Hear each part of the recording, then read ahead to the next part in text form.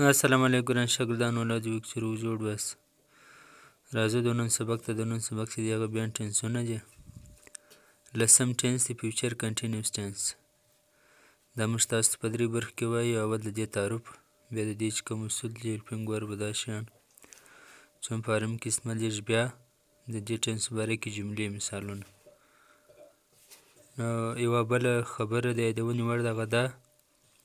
چې زموږ چینل واحد چینل دی چې په پښتو باندې په منظمه توګه پر ترتیب باندې د کورس په شکل کې انګریزي درس ورکوي نو که تاسو غواړئ انګریزي زده کړئ نو زموږ د چینل ویډیو پرله پسې وګورئ نو چې لږ سبسکرایب کړئ نوټیفیکیشن بیل باندې کلیک وکړئ تر څو زموږ هره ویډیو تاسو له مخته راځي د هر سبق وروسته اوس راځو اول د وار د دې تعریف ته استعمال څنګه استعمالیږي This tense is used to talk about an action which will be going on in future دغه ټینس زمانه موږ استعمالوو هغه وخت استعمالوو چې خبرې وکړو د هغه کار په باره کې عمل په باره کې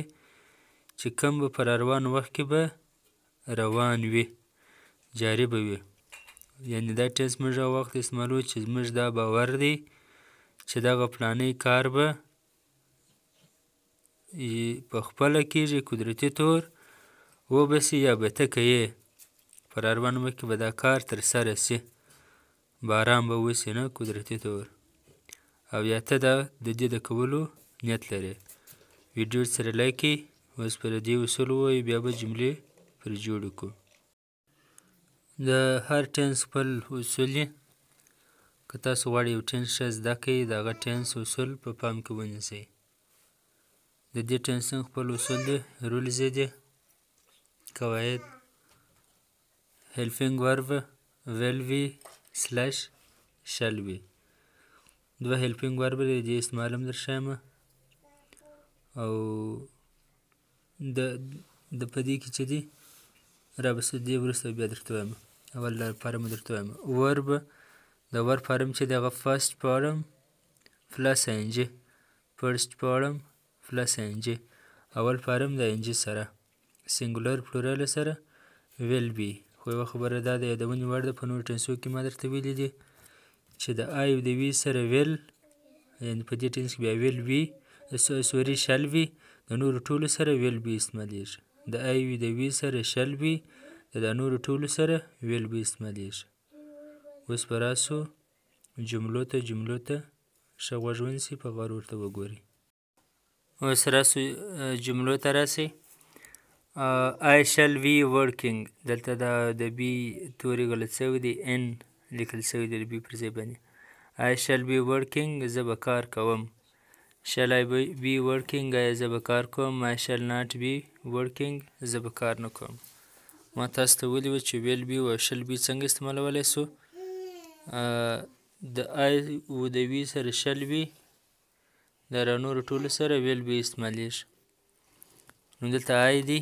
د آی فایل دی سبجکت دی یا پرونان دی نو ذکر دې سره شل بي استعمالیږي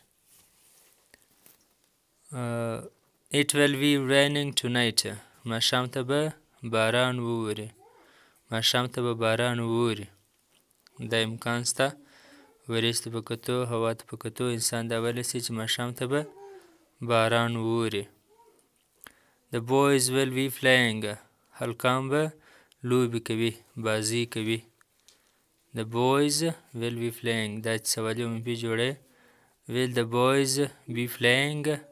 The boys will not be playing هلکان به لوبې نه کوي ساعت ونه تېروي He will be flying a kite هغه به ګوډی الوزوي یو ګوډی الوزوي We shall be reading the books موږ به کتابونه لولو